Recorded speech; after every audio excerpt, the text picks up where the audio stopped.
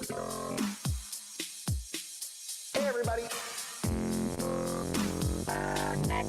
I'm your host, John Myers, live from Stillwater, Oklahoma. We have got a great show tonight. It's John Myers. Hey everybody. Gotta have my notes. It's John Myers from the Kicker UnMasked studios. Gotta have my notes. Alternator. Hey everybody. We have fun. Hey everybody. Hit like and subscribe. Right here, right now. It's John Myers. We like to give stuff away. Alternator. Post some more pictures. We got to thank Steve and Becky live from Stillwater, Oklahoma. Don't forget Texas Roadhouse right here, right now. Hey everybody. Don't forget right here, right now. We have got a great show tonight. Hey everybody. Had a great dinner tonight. It's John Myers.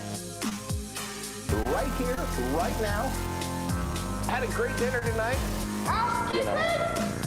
So, hey everybody. So, housekeeping. Had a great dinner tonight. So, alternator. Housekeeping. Housekeeping. 7:30 on Tuesday night. Housekeeping. From the Kicker UnMasked studios. Housekeeping. Right here, right now. Hey everybody. So, it's John Myers. Hey everybody. It's John Myers from the Kicker UnMasked studios. Hey everybody. From the Kicker UnMasked studios. It's John Myers. Right here, right now. We have got a great show tonight. Hey everybody. We have got a great show tonight.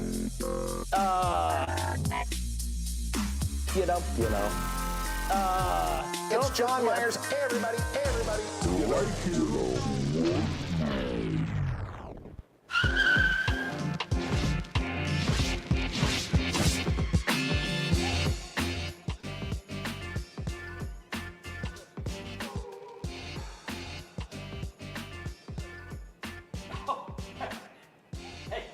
Howdy, y'all. Delmar Hogwall up here coming to you from Kicker UnMasked Live this week. Me and Mildred had a chance to get a break from the live bait and lingerie shop to come down here and give you all a welcome to this week's show. Now, I tell you, we've got two swell fellers coming up, and Aaron Surratt and Roger Demery are going to be here to tell you all about the new ST speakers. Let me tell you, those things are just unbelievable. They're just nutty. But I'll tell you, now don't you fret about Aaron and Mr. Myers. They'll be back in a couple of weeks. They're just down, I think they're in southeast Oklahoma, and they're touring all the Piggly Wigglies, and they're searching for Sasquatch. At least that's what I was told. Now, I have been told that tonight, Aaron and Roger have some really nice prizes to be given away, so you'll definitely want to stick around for that. Now, we got the other bona fide fellers are all here. We got Mr. Bambro behind the camera here. We got Mild Bill back there, of course, J-Dub and Ernie. So they're all here. So, and we also got some good food tonight from Miso. So, the thing is, Mildred, now put down that cattle prod and get away from the fish tank. I told you this wasn't Sushi Tuesday. Good Lord, woman. God.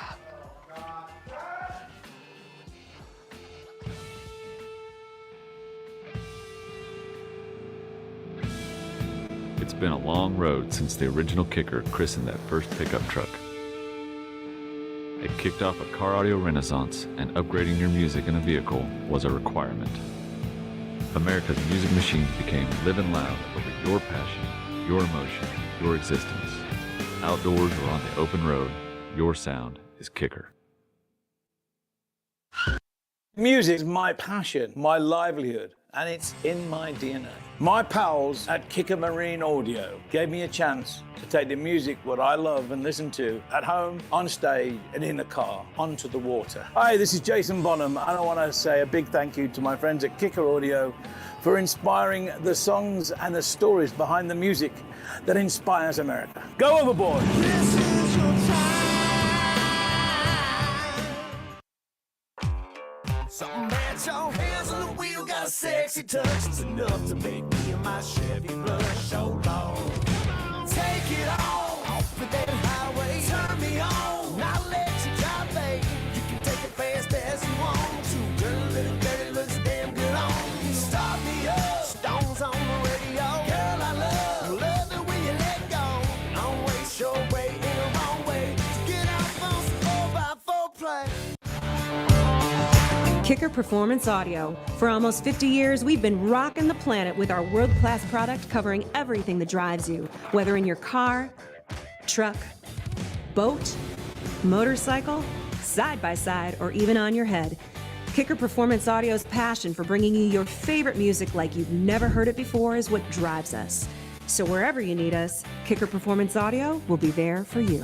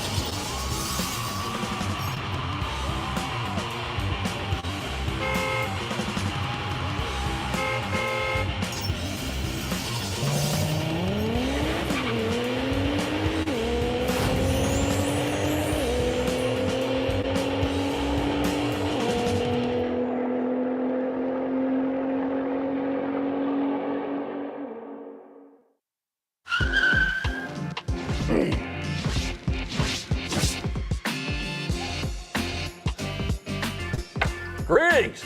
Here we are, Kicker Unmasked live. Glad you're here.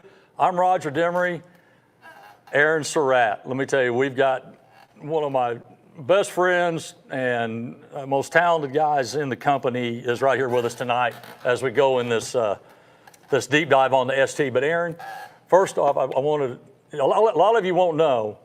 He won't tell you. Aaron's a very, very good bass fisherman. He and Jeremy Brown are like the Kicker Pro bass guys. Jeremy's better than me. I do all right. Yeah. Well, but I had to wonder. Now we just heard Delmar. He got a break from the that lingerie and bait shop. And I just wondered, have you ever gone fish or shopping down there for those night crawlers or nighties that he says he has down there? Well, not the 90s, but I have got on those night crawlers to do a little bit of fishing. So. Okay, we'll save that for another show. All right. Okay, all right, good. Well, when truth be told, I know you guys are missing your, Aaron and Mr. Myers, and truth be told, I was originally scheduled to be judging the Tri-County Miss Soybean contest at the fairgrounds tonight, but when Ernie calls with a crisis at Unmasked, you got to answer the bell. So. Miss Soybeans is going to have to wait. Hey, priorities. ST. Yes. Now, first of all, you guys should know, this man is one of our main new product development specialists here at Kicker. I have the utmost respect. I promise you he has forgotten more about what we're going to be talking about tonight than I'll ever know. That's because you have the village idiot on this side of the mic doing this part. So, ST, Aaron,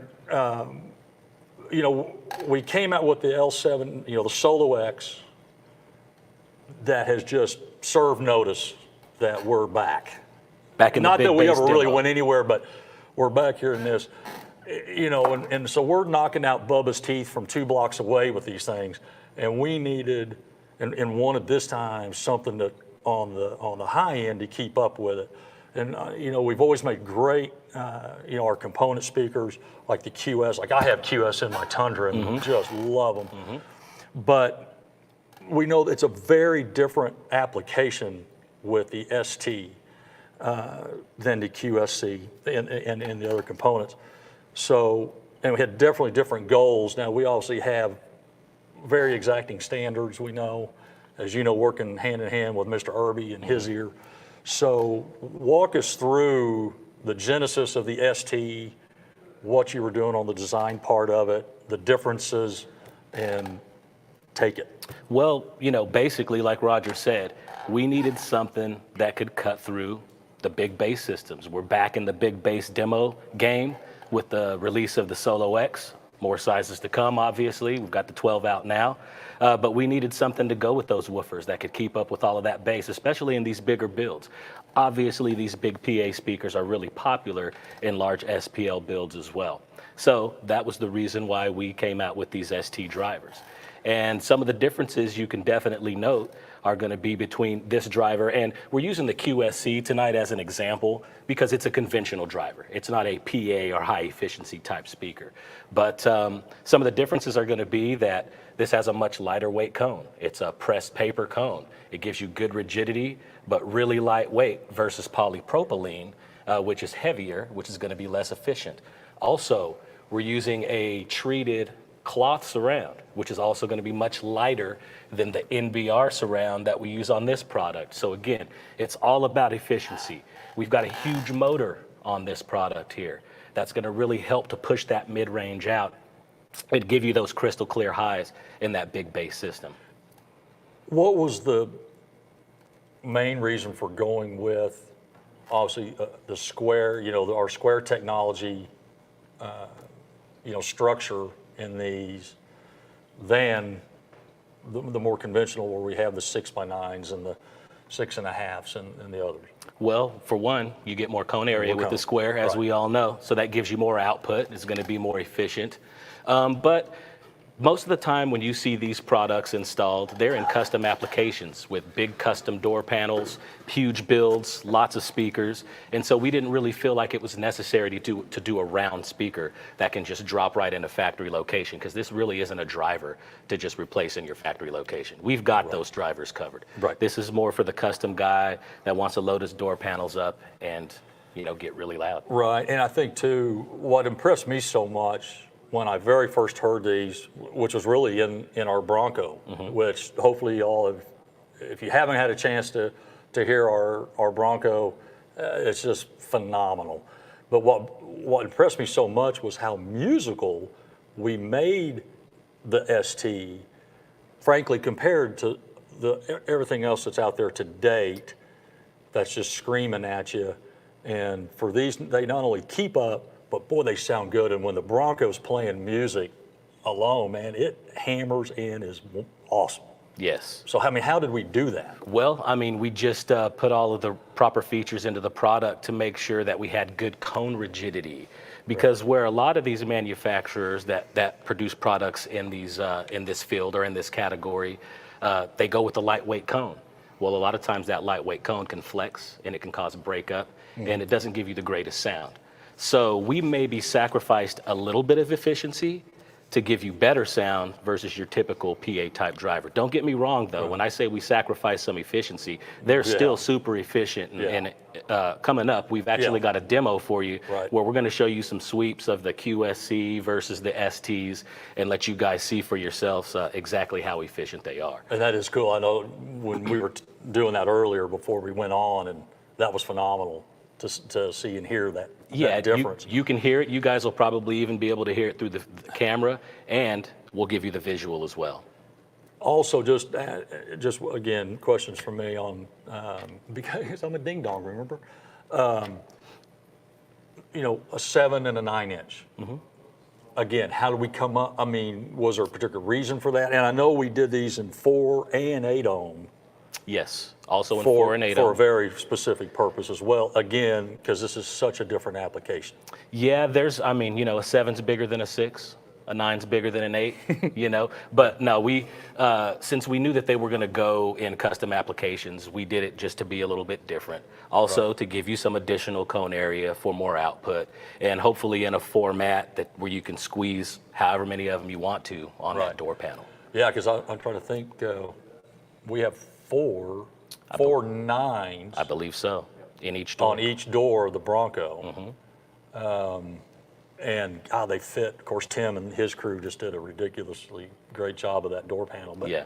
again, there is something from a symmetrical standpoint of it's pretty cool of having the squares Definitely. in there. And again, in this world, as opposed to when somebody's installing like the QS or whatever, a lot of times they're doing it behind a custom grill or a stock grill. They're fitting it in a hole that's already there. Specific hole. Yeah. That's why these come with the spacers and the adapter rings so that you can have motor clearance for the window and all the things that you need to make them drop right in the application. And I know too, I saw in the specs that on the 7, it's like a 92 on the sensitivity, 92 on the 7 and a 94 on the 9. Yeah, compared to these, to which are about 6 dB less. Yeah. No, that's right. Just look at my damn notes. Right? Yes, you're right. Yes, I knew it was at least 6 dB less. So and they sound. I think that they're with different measurement, we may be able to see a bigger increase in output. Because man, I'm telling you on this demo, you guys are going to see it. Yeah. Especially with the attenuator off of the tweeter.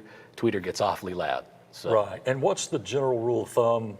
Refresh me on when you have like a 3 dB jump when it comes to power, what's needed, et cetera. Well, theoretically double. Yeah. The rule of thumb is double. So if you double power, it's a 3 dB jump. If you keep power the same and you double cone area, it's a 3 dB jump. Right. Rule of thumb. Right. You're going to have differences, and depending on the speaker and the application. So I know too, it was also brought up that in general, there's a ratio of we have regarding amp power and speakers. So let's say if it's a 600.5 amp and we've got 300 on the sub channel and then the other 300 going to the 4. Does that change in this arena of the SPL when you're dealing with like the STs and all? Does that, or you just kind of do as much as you want to and mix and match? And Totally. We do have the 7s and we've got the 9s. We've also have the bullet tweeters, which come in a 1 inch and a 1.5 inch. And so the school of thought there is the bigger diaphragm tweeter goes with the bigger mid, smaller diaphragm tweeter goes with the smaller mid. So right. And now, am I also remembering that it's? But they can be mix and matched. You don't have to use the big tweeter with the big mid. Right, but you would want to be consistent with what you're using between. You're either going to use all 9s or all 7s. 100, or use all 1 inch or all 1.5 inch. Those you don't want to mix and match on sizes. Right. But you can mix this mid with this tweeter or this tweeter or whatever you want to do. You want to talk about tweeters? I think those things are awesome. Yeah, they're pretty nice. They really are, man. They come with multiple mounting options. Yeah. You can do a surface mount. You can do a flush mount. You can do the square flange. Or you can do the, round flange. And that all comes with it. This all comes with that. Yes. With it. And I know we're going to talk about here in a little bit that the tweeters each not come with, but you can get a recone. Yes. Field replaceable kit on it that's really coolly designed. Yeah, it's super easy to deal with. Yeah. Really easy to do. Can't mess it up. Right. So we'll demonstrate that for you guys a little later as well. And I wanted to jump back just briefly as we were talking about the power handling on the 7s and 9s. That it's a good range. I mean, as low as 50 watts. We say 50 to 250. Yeah, 50 to 250. And I know that's conservative. It is. Yep. And then a 50 to 300 on the 9. Right.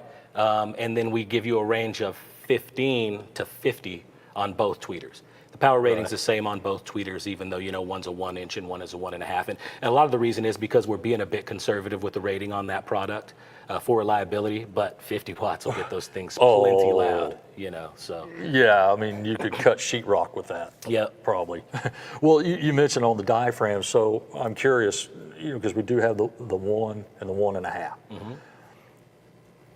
Okay, decision going, I mean, how does that half inch really make the difference? And, you know, what is the, I mean, what are the main differences between the two? I know it's probably more power handling than that you said. Yeah, I mean, it doesn't sound like very much because it's 1 versus 1.5 inches, but it's 33% more cone area with the bigger driver. So again, that's just going to give you, it's just going to give you more output. Right. You know, so if you want a tweeter that's louder than the 1 inch, then go to the 1.5 inch. Right. And that's really, you know. But like you said, though, their mounting flanges, et cetera, they're all the same as far as they come with. Everything is the same. And they're really well made. I know, man, how hefty these are, man. Yeah, I mean, they're really great product. Really great product. And we'll dig into it more when we take them apart. We'll be able to show it piece by piece. Also, they come with everything you need. So we give you a capacitor for the tweeter in the event that you don't have an electronic crossover to cross your tweeter over. And you also have a resistor because these tweeters are loud. And in fact, I prefer the sound of the tweeter with the resistor in line on the tweeter to pad it down a little bit because without it, it's super loud. Right. Now, a good application to ditch the resistor might be using 2 mids with 1 tweeter. And then you jump up the output of that tweeter quite a bit more and it'll blend really well with the 2 mids. But hey, it's all about what you like. If you like the tweeter super duper hot, you can forego the attenuator, but in my personal opinion, I'm putting the attenuator on. And I know what you mean, because a lot of, I mean, and especially when you're hammering it, you know, you've got something like the Solo X behind it. You know, sometimes some people want that real, I mean, just, I mean, up there. They sure do. On the top end, I like that balance, though. I don't want my highs drowning out my subs. You know, I hear a lot of stereo systems where guys don't have them gain matched properly, and the highs are super loud, and the bass, the subs are playing, and when you get close enough to them, let's say if they're demoing with their doors open, you can hear them, but it's just not a really impressive bass demo. It's because they've got their highs cranked just too loud. You know, you bring up gain matching. I know it's one of the things I've learned from, you know, you and Tim and Ernie and John and so much through the years of how important the gain matching and et cetera is to get that balance. I think you and I we hear a lot alike because we listen to a lot of and it's all different music too. Yep. I mean, I know we were talking before the show, you know, somebody on an enclosure listen to a lot of rock music, you know, and we get into the whole thing of sealed and ported and all that, and I think we've covered that in previous shows for sure. What do you want to jump in here to this this demo on the? We ready to do that on the? Yeah, the we might as well. Or? Let's go ahead and do the demo on the QSC, so a conventional driver, versus the high efficiency of the ST driver. Okay, so you're gonna. So I'm gonna play some pink noise. You're gonna play some pink noise. Yeah, what we have set up over here is a power supply that's running KXA 800. Well, not quite yet, but when it gets loud, you'll be ready. You let me know. So is that the Maxwell guy? Are you the Maxwell guy from the old Maxwell cassette tape commercials? Gotcha. So anyway, we've got the power supply running at 800.5. We've just got 1 channel of output going through a switcher here where we can switch between these different drivers here. So we've got the STs in a cabinet here and the QSC in a cabinet also. So even playing field is the point that I'm trying to make. Everything is the same. Again, I'm gonna go turn some pink noise on real quick, and you guys will see the graphs on the computer. If Ernie can pull my computer up when I get this audio playing. Let me get the radio turned on real quick. You tell me when. Okay, it's coming. And let's see, I should be able to flip one of these switches here and have audio. All right. Okay, so you guys are gonna watch me do a measurement of a few curves. I'm not gonna talk while I'm doing those measurements because I don't want the microphone to pick my voice up. You guys can hear the pink noise playing. You guys can see the graph going. I'm going to go ahead and reset that graph that's on the screen right now, and you guys will see the red line come up. So that's averaging the peaks. So let me hit reset averaging, and then I'll be quiet, and you guys can watch the rest of the demo.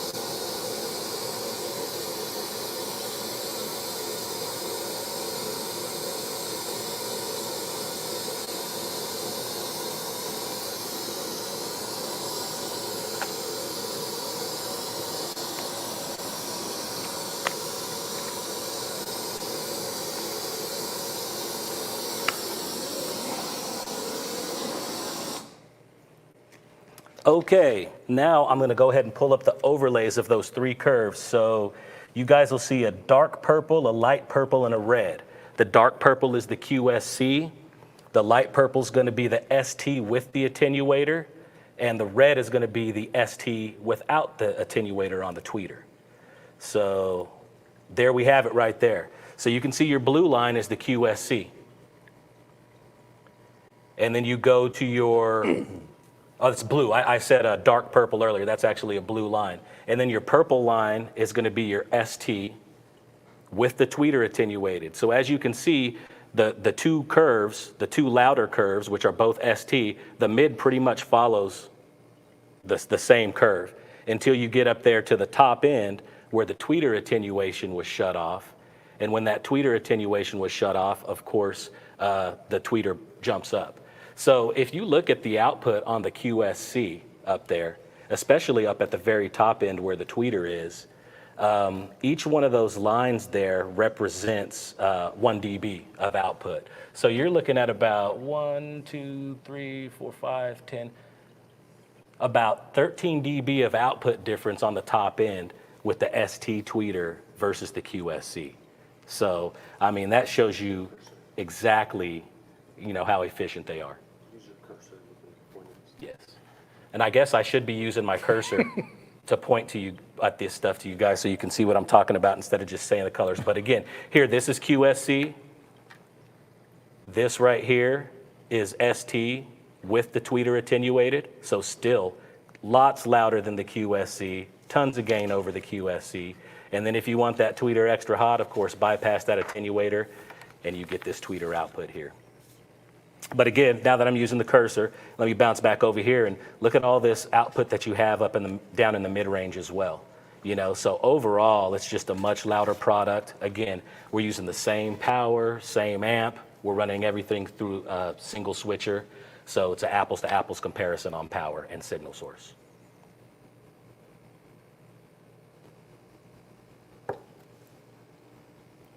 That's awesome. So yeah. So I think that's very telling. It's crazy telling. Yeah. And I know it's hard for the viewers to hear, but just in here, yes, hearing it. I know we've got a stupid good microphone over here on it, but I bet you they heard that difference though. Oh, It'd be cool if we could see some people chime in and see if they could actually hear the difference in output through their computer speakers. Because I think you probably can. If nothing else, you could definitely hear when that tweeter gets kicked on, when the attenuator gets pulled off on that ST. That makes quite a bit of difference. Oh, no question. Yeah. Cool. Before we jump on anything else, like I said, you're knee deep on this with our product and especially on the ST. I don't want to miss anything. I think anything that's cool on that you want to go over, that any backstory to it, or Well, you know, the backstory is just that we, you know, we needed something loud. We're back in the big bass game, and so we've got to have some, you know, super loud mids to go with that. And we wanted to go along with the trends and what's popular. And we see all these guys in the SPL arena loading their doors down with these types of speakers, tons of bullet tweeters. They're A pillars, full of bullet tweeters, B pillars, speakers there as well. So yeah, we got to have the product for these guys because they want to load their vehicles down. I know. When I saw the first pictures from Slamology last year, that was an eye opener. Yeah, it really I mean, that's is. when this all came together for me of what, and why we were doing it. To see those builds, and again, Yes. I mean, I'm used to seeing over 20 years throwing as many subwoofers into, you know, all sorts of different enclosures in a vehicle. But where this has gone is off the charts. Yeah, it was an eye opener for us too because, you know, we kind of got out of the big bass game for a little while. It kind of fell off. We, you know, got out of the competition arena. We didn't really manufacture products for this arena. And we visited Slamology in 2017. And we said, wow, it's back. Yeah. You know, and it looks like it's been back for a little while. Yes. And I think maybe we missed the boat a little bit. So that's really going to that show in 2017 is what got the ball rolling on us getting back into big bass demo vehicles and manufacturing products for, you know, the bass heads. It was awesome. Yeah. Well, thank you, my man. Yeah, man. I mean, like I said, again, I just want to reiterate how fortunate Kicker is to have this guy on our team and just one of the nicest humans I've Thanks, man. got to know. Likewise. And great asset to us. So, hey, J-Dub. One thing real quick that we wanted to show you guys. Wait, I knew we were forgetting something. You're going to do that right here? Yeah, I'm just going to do this right here. We're going to show you guys how to replace one of the diaphragms on this tweeter. It's super easy. This one's all the way intact except for the mounting flanges. They just screw on and clamp the thing in place when you mount it. But you go ahead and grab a screwdriver here, and I'll go ahead and get started on taking this thing apart so that you guys can see how easy it is. You just have 3 screws here to remove. Nice thing is that these push button spring loaded terminals are incorporated with the diaphragm and the voice coil. So there's no, you know, delicate tinsel lead stuff or anything like that to mess with. But yeah, it's a real easy swap out as you are about to see. You just take these 3 screws out. And what I like to do is just leave it in this orientation on the table. Because if you take the screws out and you start picking it up and messing with it, things are just gonna fall apart. Everything just kind of clamps in place. So first, you take this back trim piece off. I almost called it a back plate, but it's not really a back plate because it's not a ceramic driver. You've got this Neo slug here. There's your motor, your voice coil. Voice coil rides in the gap there. And then your diaphragm comes right off. And that's all there is to it. You also have a phase plug in here.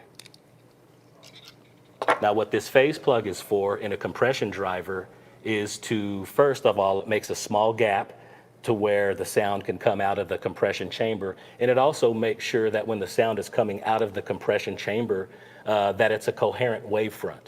Because when the sound goes into that compression chamber, you know it can bounce around. So the phase plug makes sure that it comes out as a coherent wavefront and that everything is back in phase from any out of phase manipulation that the compression chamber might have caused. So phase plug goes in, you grab your new one. Now, instead of putting this in place and then setting the motor on it, I don't necessarily like to do that because you can't really see how you're aligning it. And that voice coil can be a little bit delicate and this Neo slug is pretty heavy. So what I like to do is actually take the diaphragm, get the voice coil in the gap like that, and then kind of hold everything together.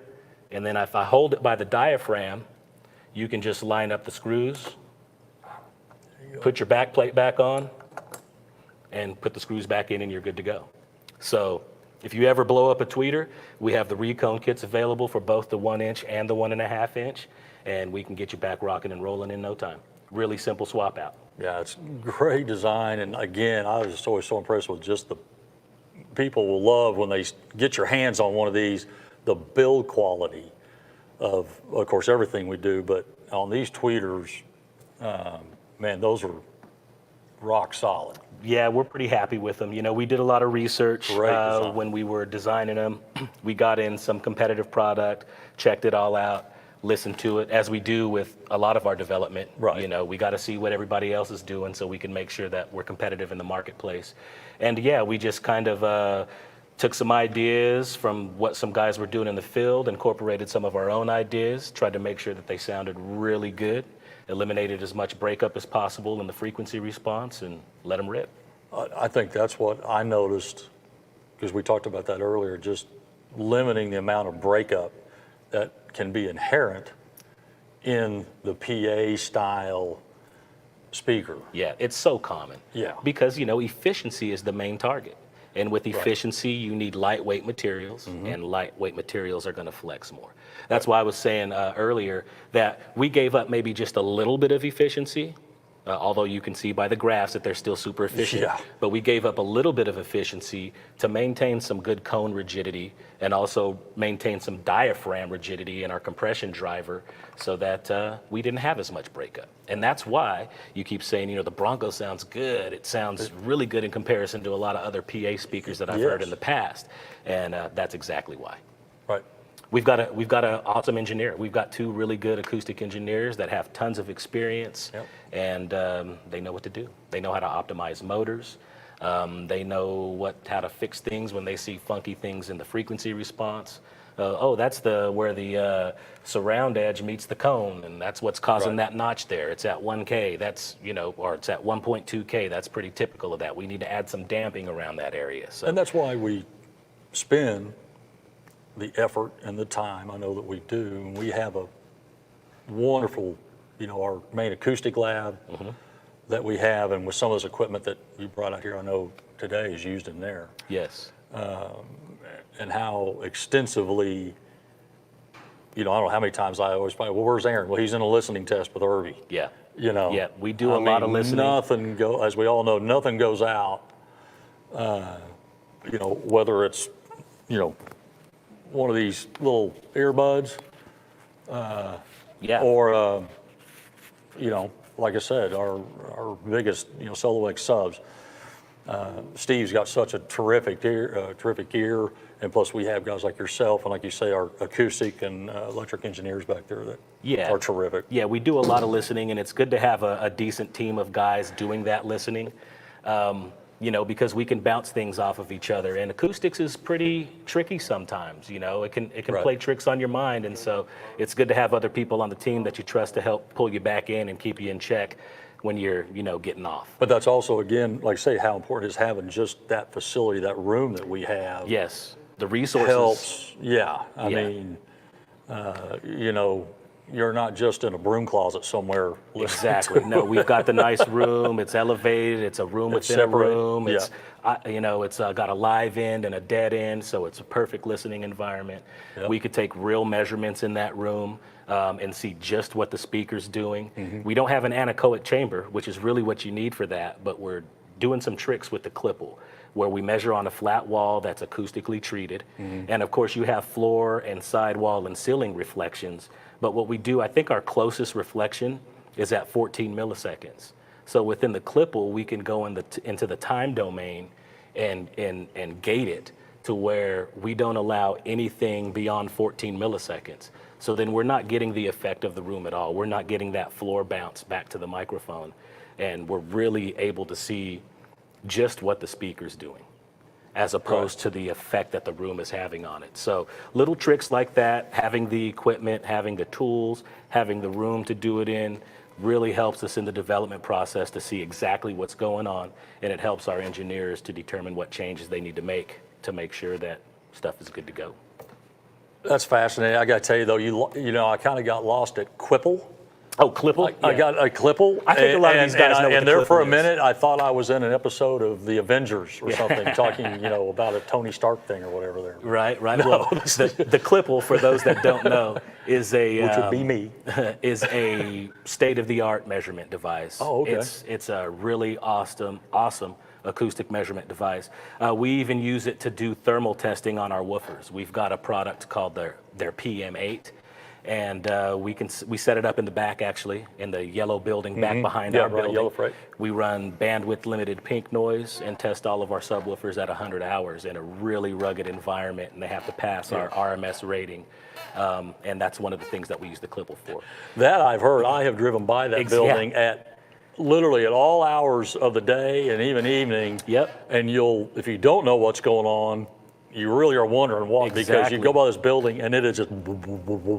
Yeah, I come up here after hours. And they're 100-hour tests. Yeah, we can't put a pause in it. We have to let it rip for 100 hours. And we're not being gentle on them either. Not at all. Bandwidth limited pink noise from I think 20 to 80 hertz. So typical subwoofer frequency range. In a ported enclosure where you're getting less movement from the sub, so you build up more heat naturally. And so, yeah, it's just a really rugged environment. It's a great test, and it really helps us to dial in our woofers for reliability. And again, the listening room helps us dial things in for sound quality. I just happened to glance up here at the feed, and I think is it Kipple? Clipple. I think Clipple is now trending. Yes. Yes, it looks like it. It's now trending, and I'm not going to mention half of them, but it is trending up there. Right. So yes, brilliant. That's great, and love seeing everybody that's on and chiming in on. Okay, somebody's saying they're breaking out of their Schmedium shirt. Yep. I haven't heard of Schmedium in a while. That's good. Yeah. Well, thanks again, dude. Well, are we ready for some questions? I think so. Because I know there's people out there who would love to ping some stuff off you. Yeah. So definitely. J-Dub, do we got anything? Okay, we got one, from Pixlux. Do these work for concerts? Do these work for concert systems? So basically I think they're asking maybe for even a live music. Yeah, I mean, they're definitely that style of driver. Just because we market them for the car audio market doesn't mean they can't be used elsewhere. So if you are into, building up your own systems, we definitely have these components available, and they will work. Now, typically in those types of applications, you don't just see a bullet tweeter compression driver. You're actually using a horn-loaded compression driver, which are even more efficient than a bullet tweeter, because a bullet tweeter is a short horn. Very much the same, but a bullet tweeter is a short horn. Also, a horn driver, it has a larger compression chamber.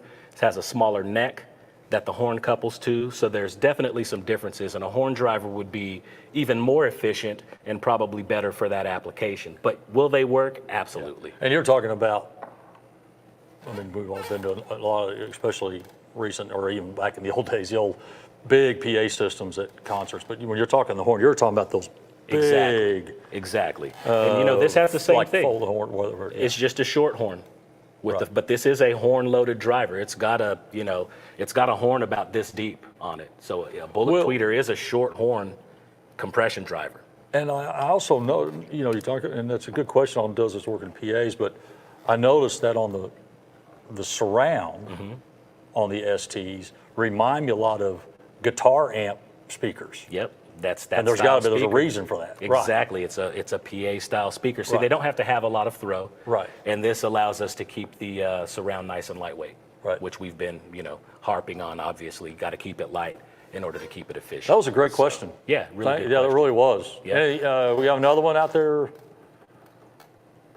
Will Warhorse amps be a good fit for the STs in the future? I think the answer to that is 100-pound rabbit fat. Yeah, I mean, if we end up doing a full range Warhorse amplifier, then absolutely. No, absolutely, yeah. Yeah. I think that's a. For now, we've got our regular amplifiers, powers. Power. The Warhorse definitely has its advantages and some things that work great for competition and demo versus our conventional amps. But yeah. Right. Good Lord. What's the from Larry Keller? Thanks, Larry. Kicker, what's the F3 of the 7 and 9? 110 on the 7 and 120, 110 on the 9, 125 on the 7. So it's a fairly high FO. Again, they're made to play upper mid-range frequencies. Not going to be the greatest mid-bass driver. We don't want a ton of throw coming out of these things, but you can play them low enough to get them snappy. But we typically are going to recommend, like, if you go as low as 80 hertz, just make sure it's a steep slope at 24 dB per octave. If not, go 100 hertz high pass. Yeah, I was going to say, I was guessing 80. Yeah, and is that 80, on both? 80 to 100, yeah, on both. Yeah. 80 to 100 to get that. And if they move too far and they snap on you, then raise your crossover point. Right. Because they're moving too much for the volume levels that you desire in that case. Right, and I know you and I love, live music, musician, etc. I know in the past you get into mixing, and a lot of kick drum mixes are in that 80 to 100. That even where a little you bit get higher that snap, for the snap. for that snap on a kick drum. Yeah. And so I know that's why that's a magic number. So I'm sure we took into that. Definitely. Good question, Larry. Thank you. What is the power handling? What is power handling? So we range from 50 to 250 on the 7, 50 to 300 on the 9. Yeah. And then on both tweeters, although they're different sizes, it's a 1-inch diaphragm and a 1.5-inch diaphragm. We recommend 15 to 50 watts. 15, 50 on that. On the range. On both. Yeah, right. Yeah. On range. Yep. Cool. Larry again. Are they as happy in a small sealed enclosure as well as infinite baffle? Well, okay, so we only have one driver that we currently recommend for infinite baffle application, and that would be our comp driver, actually, our entry-level driver. Everything else really needs the protection of an enclosure, to aid the suspension so that you don't bottom the woofer out. So, yeah, the comp is currently the only thing that we recommend for infinite baffle right now. Okay. Yeah.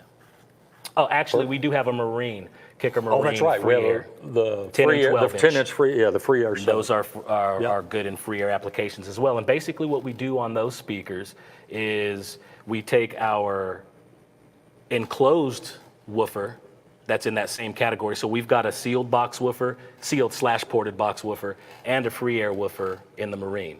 So what we do is we find what sealed box we like for the sealed box woofer, and then we measure the resonance of the driver in that box. Oh, okay. And then what we do on the free air is we just make it have that resonance, that suspension stiffness basically, outside of the box, so that you get the sealed box performance in an infinite baffle. It's not going to be quite as snappy because you don't have the air spring that you have in the sealed enclosure to help make it controlled. And I know that's how snappy. I've always been. I think for as long as I can remember being around this stuff and what I've had in my vehicles, I've always preferred sealed. Yep, definitely. That's just me. I'm a sealed everybody's box guy different. too, I like sealed. I listen to a crazy wide range of music, but more often than not, I found. I still even use an old KQ5. Yeah, hey, it's not a bad piece. It's a great piece. I still awesome love that. Piece. Yeah, I think I put that in for you years ago. You did. Many moons ago. How long ago was that? 12 years ago? At least. At least, yeah. Still have it. Nice. It's made its way to 3 different trucks. Nice. Anything else? What else?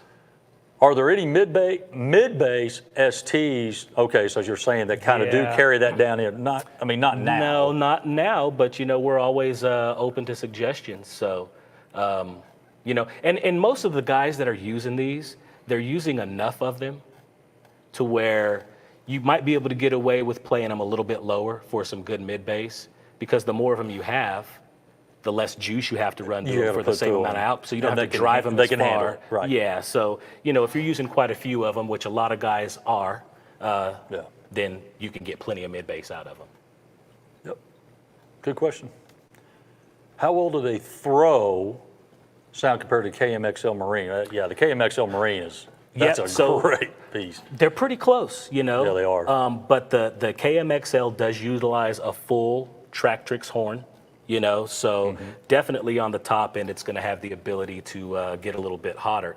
But they are also waterproof, and some of the waterproofing that we did added some weight. So there's like a sealing spider that goes from the cone to where the horn connects. That adds a little bit of weight to the moving assembly. They also use a rubber surround because obviously rubber is going to be much better in the moisture, in the sun, and all that good stuff. So they're a little bit heavier in that situation.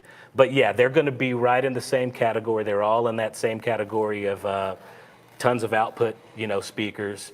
And I don't know if they'll throw quite as far as the KMXLs, but they're going to be right in there. Definitely. I've never done that A/B comparison, so maybe we need to do that. So we know. Dalen brings up an interesting comment. Definitely. About it, because I know the KMXLs, that's another one that has made people go, oh, wait a minute, this is different. Yes. I mean, that's been a hit. Yeah, they both get super loud. Yeah, they do. Yeah. So. What about a home theater system? Well, you can use them in a home theater system. In fact, our engineer that was here years ago that did we used to have an old Marine 6.5 that was coupled with a horn in a can. Oh, that's right. He actually used those in his home audio system. So, it just depends on how much design work you want to do. If you were to use these in a home audio system, then you'd probably want to have the ability to take some measurements on the speakers, design a crossover, unless you just did everything active. If you had a separate amplifier for the mid, and then a separate amplifier for the tweeter, separate gain control, and did everything active, you can make a really sweet sounding system with these. And part of that theater is being able to do that is because these do come in 8 ohm. Yes, right. 4 and 8 ohm, correct. 4 and 8, but yes. that's what which is would something help. we hadn't touched on yet. So yeah. Right. Yeah. Well, yeah. I mean, we kind of mentioned in passing. So I mean, talk about that. Yeah. Because I know that wasn't necessarily common in this space before we came into it with what we did here. Sure. So as most of us know, a majority of your home audio amplifiers are going to run at 8 ohms. You don't want to load them down any lower than that, or you can have some problem. There are some out there that are rated down to 4, some even rated at 6 ohms for the minimum impedance, but most of them run at 8 ohms. So that definitely gives you versatility in using them for a home application. Another reason we offered an 8 ohm driver, though, is because we know that people use a lot of these. Mm-hmm. So if they're loading up 4 of them in a door, well, then you can wire all 4 of them together and get down to a 2 ohm load. Right. Where most of your full range amplifiers are going to produce their full power. Yep. So that's another reason we offer the 8 ohm as well as a 4 ohm. Yep. Yeah. Cool. Mr. J Dub, here's some more. Enclosure size. There you go. These are. So let me go ahead and read the question. Yeah. How small, large is the ideal enclosure for the 7 and 9? So we don't even really recommend an enclosure. If you want to put them in an enclosure, you can. But these are made to run just in a door panel, just as a free air driver. They've got the suspension set up to be optimized without a compressed spring in a sealed chamber. So no box necessary. If you want to put them in a box, you definitely can. All the box is really going to do is increase your mechanical power handling a little bit, and you don't want to go too small, but again, you can go pretty small because all an enclosure really does is affect the bottom end, and we're recommending 80 to 100 hertz high pass on these anyway. So even in a just a smaller minimal you go, enclosure, it's not going to affect it. Frequency response wise, not too much. Really. It's just going to increase your ability increase your inability to move it because you have it in a tighter air spring. Right. Yeah. Hopefully that helps. Great questions tonight. Mark Spencer, how do the new Solos compare to their ancestor series from back in the day? Well, there's a good one for you because they have a lot more throw, man. I mean, the old ones were great. The old ones had an awesome motor, a super awesome optimized motor, which the new ones have also, but these just have a ton more throw. Also, the field replaceability, which doesn't necessarily have to do with performance. I'm sure that the question is more about performance, but the field replaceability on these is so much easier. Mm-hmm. The cone alignment and voice coil alignment is so much better, But yeah, you get quite a bit more throw out of these drivers, so ultimately you're going to get more output. And that's what took, let's be honest, that's one of the things that took, why we took the time we had to take to get it right. Yeah. And get it there. It's hard to get that much throw out of a square. I see people talking about how long we take, but if it's a round driver and we're going for this much throw, it's a lot easier than it is to get those corners of a square driver to cooperate and act properly without creasing, buckling, and things of that nature. So, you're talking 3+ inches peak to peak on a that's square driver with a square surround. It's pretty challenging. Again, for a little I know, I've watched you guys work on it and seen this stuff in the labs, and like I said, to make it to let it perform like we want it to, it needs to, and to work and be resilient. All those things, you got to check those boxes. Yep. I mean, like you could check one box pretty easy, but then it's at the expense of something else. And the challenge is to get all those to line up. That's right. Yeah. That's right. It's awesome. It's a balance, man. Read that one. If 7 and 9s are, this is coming from, I'm going to say your last name, Mr. Rubin. Ruben. If 7 and 9s are infinite baffle, we'll have to have or make our own round to square adapters for mounting. Yeah, I mean, we really made these for custom applications. Most of the guys that we see that are using these, they're never used in a factory drop-in location, because the fact of the matter is you don't ever see guys using a PA type speaker in a big demo rig with just a pair of speakers. Right. They're going to have, Multiple. Yeah, 3 or 4 or 6 or 8 sets. They're ripping out that door panel. So the and door doing panel something has to be yeah. fully customized, Right. So that's why we went square instead of round. Again, a majority of these are applied in custom door panels. So if you're customizing your door panel, cut some square holes. Yeah. Go in. I think we have some photos up on on kicker.com of the Bronco. Mm-hmm. Yeah, some good pics on there. Y'all check that out if you hadn't seen it, and look at the job that Tim and the crew did on the door panels on that thing are gorgeous. Pretty killer. Oh man. Yes. I mean the fit and finish and everything, but it's a great example of here's what you got to do. I mean, yeah, you're not putting this in a stock location. That's right. You got to redo That's it. right. So. Okay, from Jacob. Will Kicker ever have a team series or high-end competition subwoofer, or do they already? So we don't have any plans at the moment, but we do talk about high-end SQ drivers quite frequently. So, we've kicked the idea around. You may see something from us in the future on that, but I'll tell you right now, as far as subwoofers, so that's more related to high-end speakers, because as far as subwoofers go, the Comp Q is a pretty great sounding subwoofer. I would recommend a Comp Q in sound quality or high-end applications all day. Yep. It's my favorite Amen. sub, I think, that we've ever produced. If you haven't had a chance to experience it, it's an awesome, crisp, clean, low-playing subwoofer that also has a big motor and a decent amount of throw and can produce some output as well. So. Great sub for an SQ application. Yes, What else sir. you got, Jeremy? Keep them coming. Any questions about our new P35 space modulator flux capacitor inductor? Is that all the questions? Okay, they ran out. Yeah, right. Great stuff. Thank you, everybody, obviously, for being here tonight, sticking with us, putting up with me mainly, and the great questions. So I think we're gonna take a short break. We're gonna be back in a few minutes. We've got some housekeeping. We got a few more tech questions.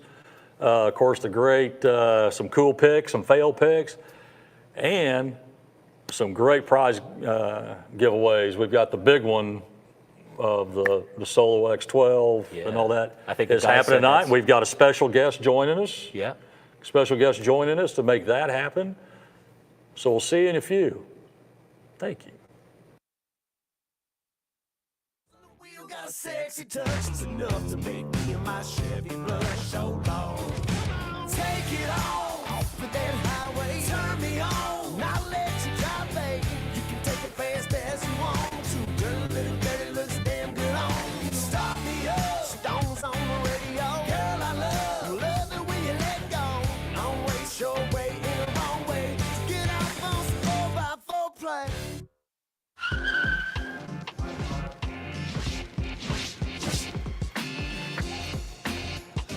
Oh, hey, here we go. We're live. Are we live? Yeah, Steven? we're back. Are we back?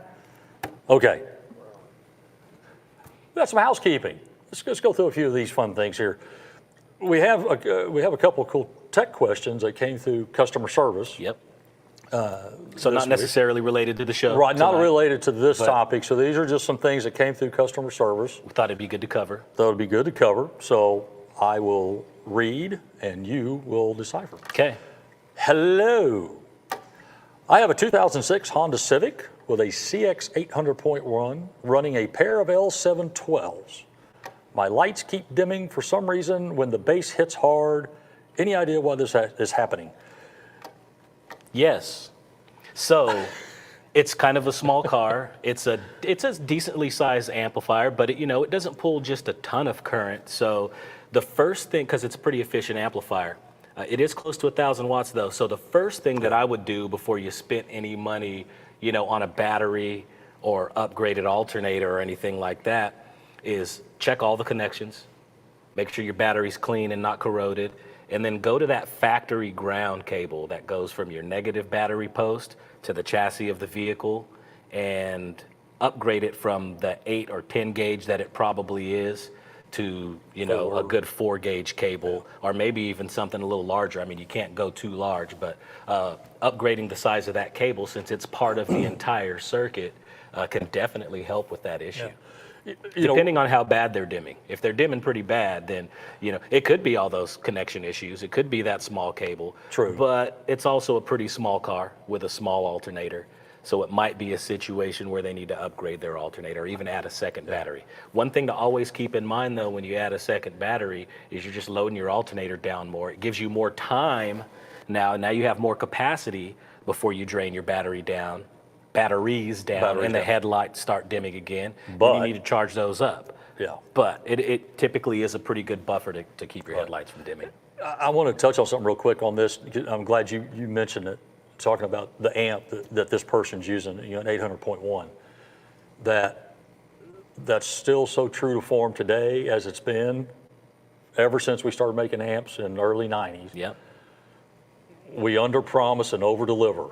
And so that 801 amp that they have is going to bench probably close to nine. I haven't looked at a berth sheet in quite a while, but yeah, it's going to be more power than what we rated at generally. Consistently. Yes. So, cool. So that's a good question. Second one, I have a pair of your Comp Gold 12 subs. Now, what we don't know here is if it's the new ones or the old ones. I bet it's the new ones. Yeah, maybe. Maybe. What sounds the best for these? Ported or sealed enclosure? I listen mainly to classic rock. I like this person already. Okay, so should I put them in separate chambers, or does it matter? Okay, so good question. Whether they're the old golds or the new golds, my answer is going to be the same. Right. Which is for rock and roll, you're going to want a small sealed enclosure. A ported enclosure is going to give you more output, but it's not going to be quite as tight and crisp like a sealed enclosure. It's not going to be as snappy on that kick drum as your sealed enclosure. Don't get me wrong, it can do a great job. It can reproduce rock and roll well also, and it could even do it at a little bit more output than a sealed enclosure. But to optimize upper bass that you get from the kick drum in rock music, I would definitely go with a sealed enclosure. And as far as whether you do 2 individual chambers or 1 common chamber, that doesn't really matter as far as sound, as far as performance. But one thing that's good about adding a divider for separate chambers is 1, it gives you a brace and adds rigidity to your enclosure. And 2, the main thing is if you have a woofer fail, now your box doubles for the one woofer that's still good. And that other woofer becomes a passive radiator. And so now you've completely changed the power handling of your enclosure. You've actually lowered it. So if you're playing it really loud and that one woofer shuts down, it might take your other woofer out too. Because your mechanical power handling is going to go way down. You can bottom out the coil, and one good hard bottom a lot of times is all it can take. Well, and I've noticed, just having some friends in the music industry, more so, like I said, not so much in the rock, but more so in other genres, they're apt to put bass drops in songs. And holy cow, when those hit, that can make a big difference. Definitely. Or you can really tell it on, especially like on ported, or vented enclosure. Definitely. But I've heard some tracks, they'll point out to me, okay, we added a bass drop here, and it's like, it could be devastating on a sub. Definitely. You don't Definitely. So for that reason, that's why individual chambers are good. It's more of a reliability thing. But as far as performance, we do common chambers all the time. A bunch of our prefab, in fact, all of our, I think, dual prefab ported enclosures, they're all common chambers. Yeah. Right. So I thought. This is practical. You can have a single port that way, you know. Well, cool. So that was our two customer service ones that we had for this week, which is cool. Thank you for those people that let us use those. Upcoming events, really July for us is a little quiet, but we will always want to remind everybody about the base wars out there. Man, those guys have a huge July coming up. I think I counted 18. They have 18 scheduled events around the country, basically. Yeah. Just in July. So you can go to basewars.org, check those out. I know they really appreciate all the support everybody can give them by attending them. So there's upcoming events. I think we're ready. RJW, are we ready for some fail picks? Oh, yeah. Yeah, I heard some, oh, yeah. What in the wild, wild world of sports is this? What is going Is this that's power and ground, right? I think that's, well, that's how the connection is terminated anyway. It looks like the blue wire is connected to the bottom horizontal wire and the red one's connected to the top. So, hey, that's a quick way of getting it done, I guess. Is that the MacGyver install? Yeah. MacGruber? Not going to be your best connection. There's probably tons of resistance on that connection there. Yeah, what can go wrong here? Oh. I wonder what the other end of that fuse was hooked up to. Dads. Someone's fuse job. Yeah, well, I guess you do what you got to do, huh? I don't know what to say. I mean, that's a jackknife chicken truck of a weld job if I've ever seen a solder job. Yeah. I don't think the solder's really even going through down to the fuse. Oh, is that an amplifier strapped underneath the hood? What? Is that? It is.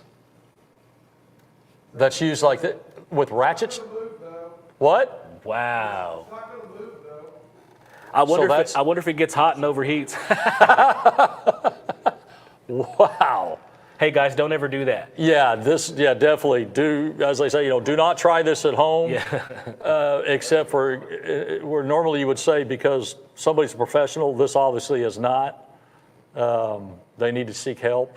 Man. And probably a local. Look at all the back strap. Look at the back strap that they have going from front to back as the shelf basically for the amp rack.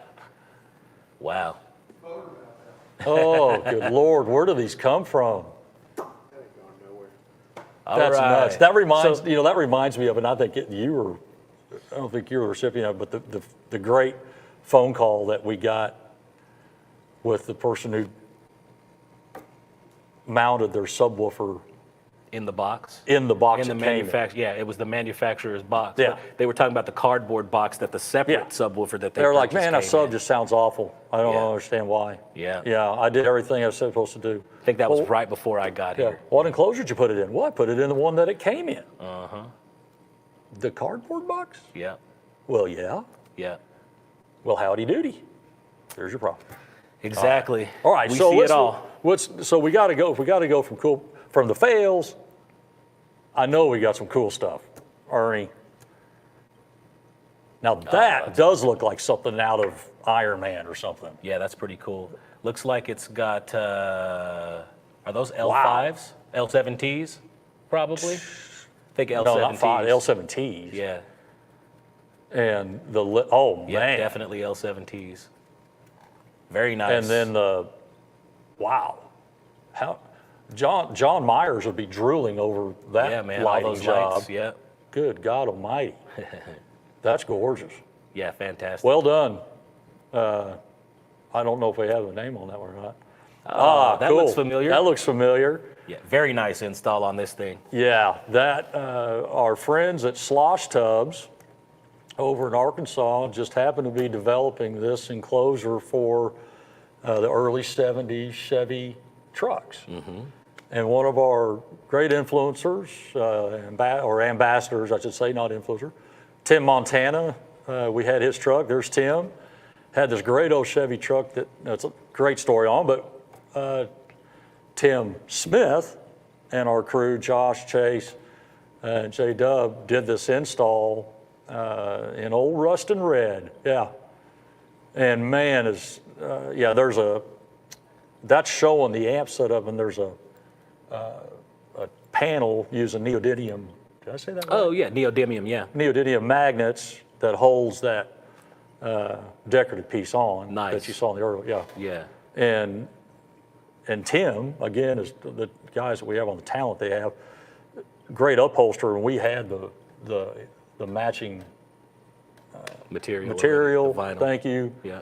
and all, and yeah, just great, clean, love how clean that turned out. Yeah, very nice. They do good work. They do. Yeah. Best in the biz. All right, check it out. And he There's made the old Cookie magazine. Monster. Cookie Monster. Way to go. Nice. That's awesome. I just want to, does he have to rake those door panels?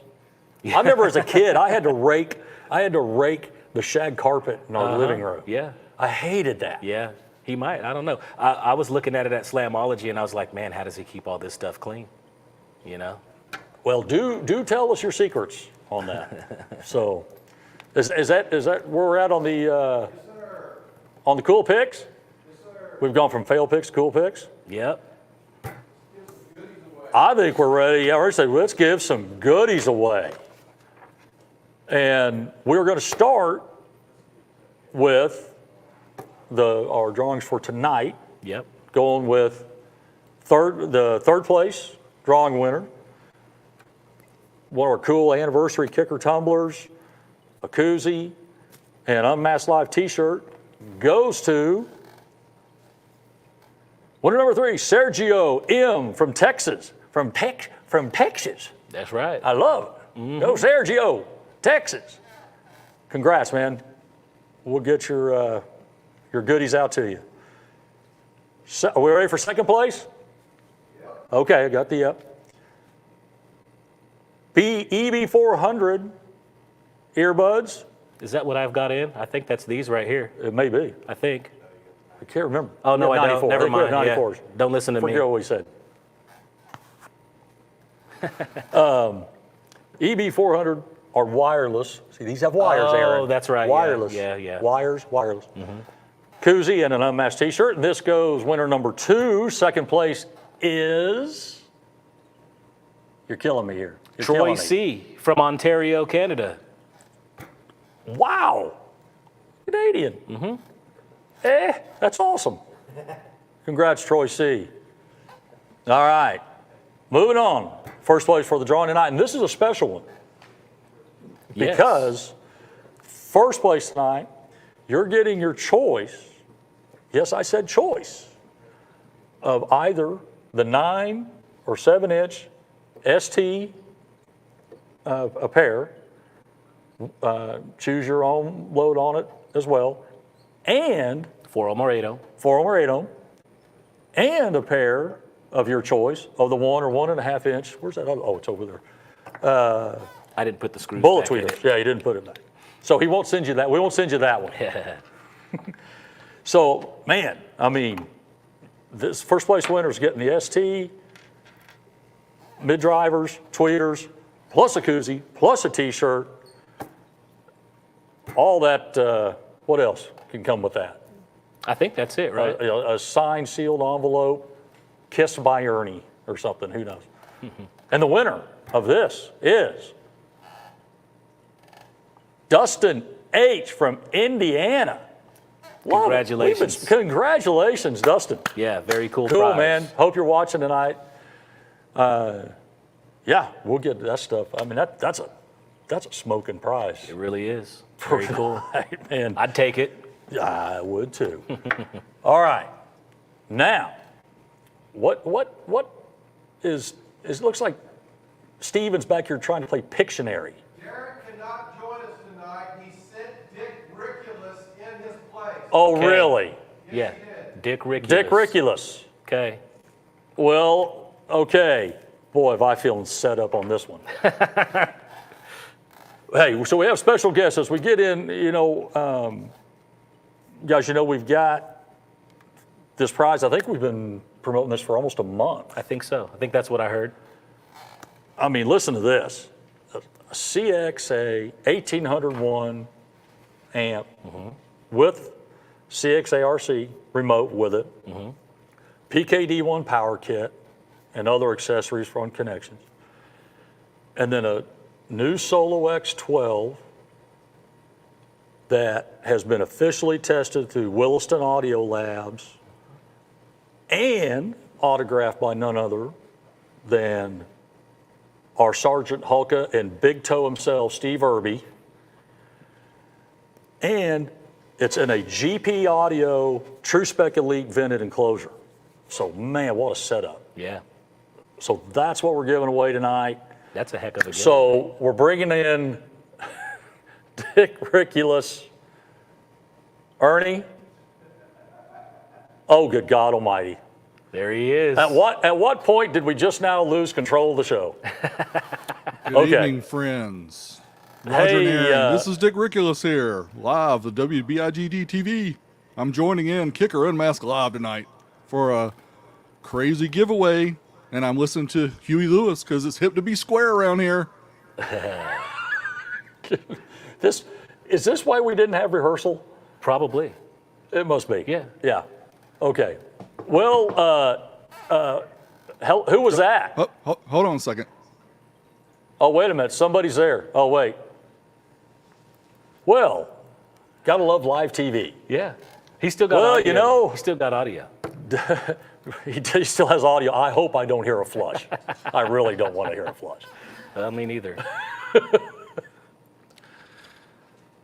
Hey Whoa. guys, sorry about that. He sometimes takes over, and so I'm here. This is an important night.